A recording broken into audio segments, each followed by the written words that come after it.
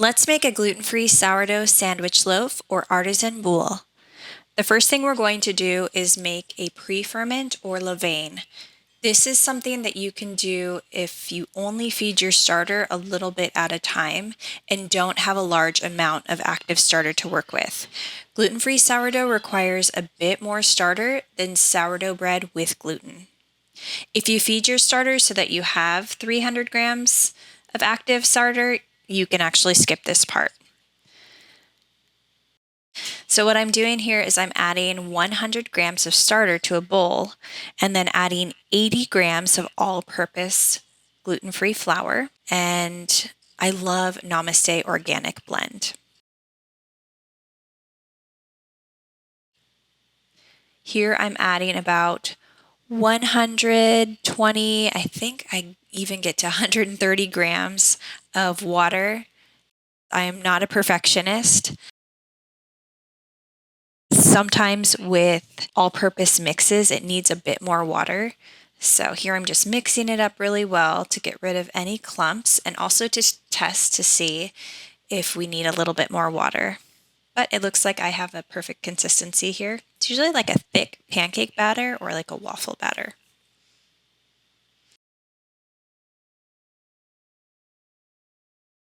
Now I'm going to cover up my bowl and place it in a warm oven to rise.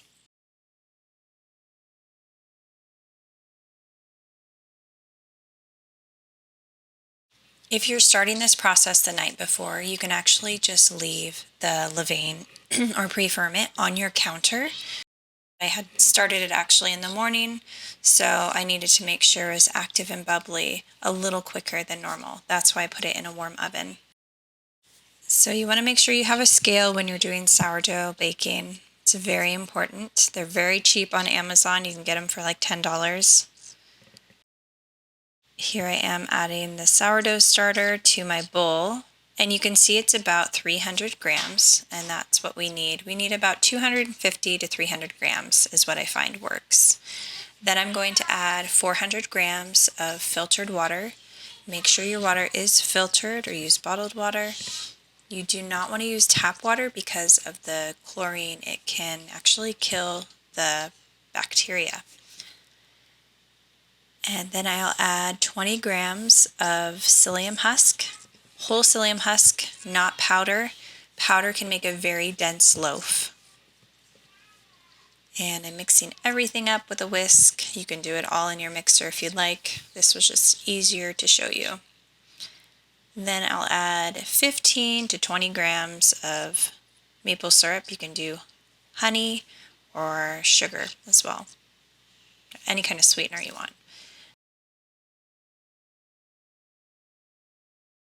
And then 20 grams of oil. I use olive oil here, but often I use olive or avocado oil. After mixing and letting it set for a minute or two, I'm going to add my flour. I need about 400 grams of all-purpose gluten-free flour.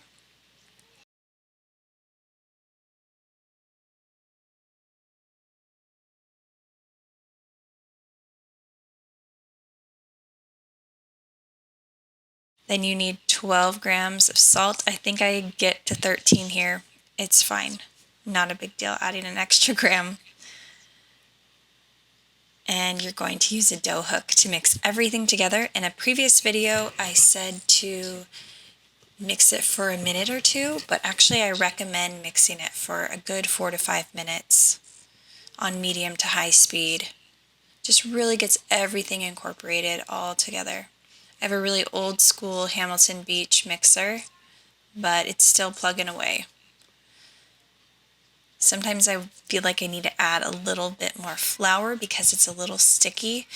You can add, a tablespoon or handful at a time, or you can just mix it up and add it all when we knead it together.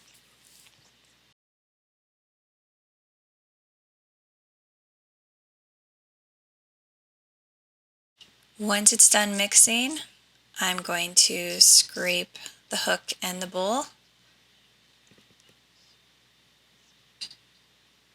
And I'm going to generously flour my surface. Gluten-free doughs are very sticky if you don't already know that, and so adding a lot of flour to the surface is very important.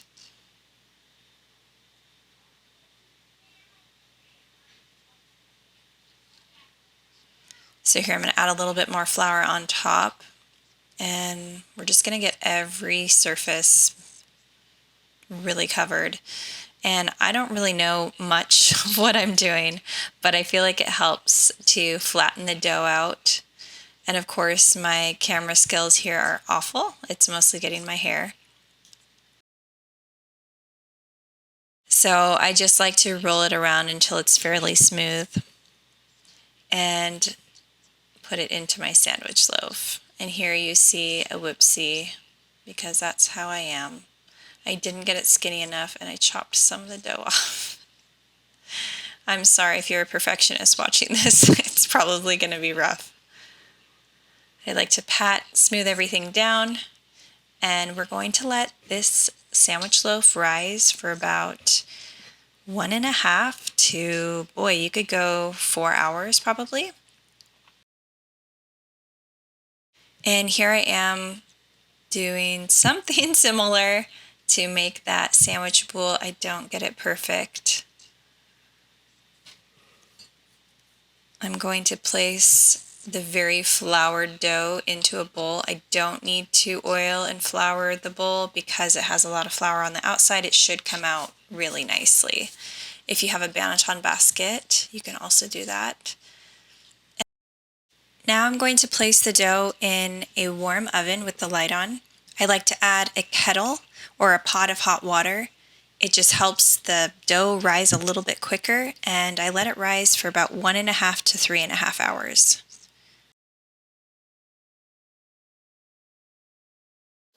So I accidentally deleted all of the original footage of me baking the dough and slicing the sandwich bread. So this next video is kind of a redo of that with not super active starter because I took a break in the summer because of the heat. So these are different loaves, different bowls, because my kids used the bowl that I was using for Legos. It was late at night and I wasn't doing everything that I normally do, so forgive me for that. So the dough will not have doubled in size, but that's okay. Sourdough bread doesn't act like yeasted bread. What I'm doing here is I'm scoring the dough so that when it's baking, the steam can release through somewhere so that it doesn't crack on the side or somewhere where you don't want your loaf to crack. And I'm setting the oven right now to 425 degrees to preheat. So here's where things will look a little bit different. I didn't have the same bowl in the other video.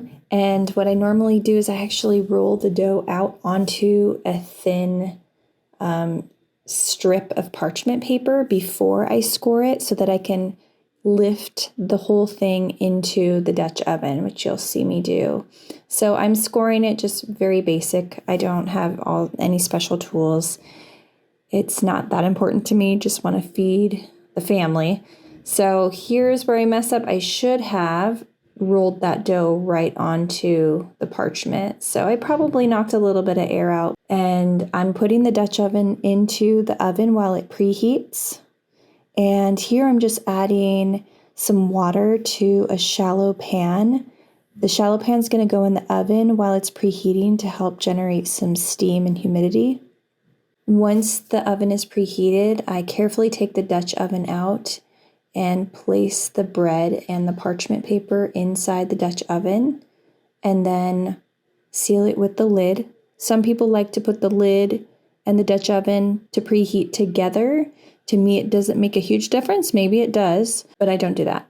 So that's the setup I've got: Dutch oven, the uncovered bread loaf, and the shallow pan of water. After 45 minutes, I take out the bread. I carefully remove it from the Dutch oven and actually place it back into the oven for another 15 minutes. I accidentally did 20 minutes or 25, so it was a little bit burnt on the bottom. It was very late at night. It was about 11 o'clock. So once it's all done, it should be an hour total. The bread takes an hour, and the artisan loaf is 45 minutes in the Dutch oven and 15 minutes out. See, it's 11:16 at night. And everything looks beautiful. The artisan boule was a little bit well done and a little bit burnt on the bottom. It wasn't the greatest one. Again, it was late. This bread loaf was wonderful.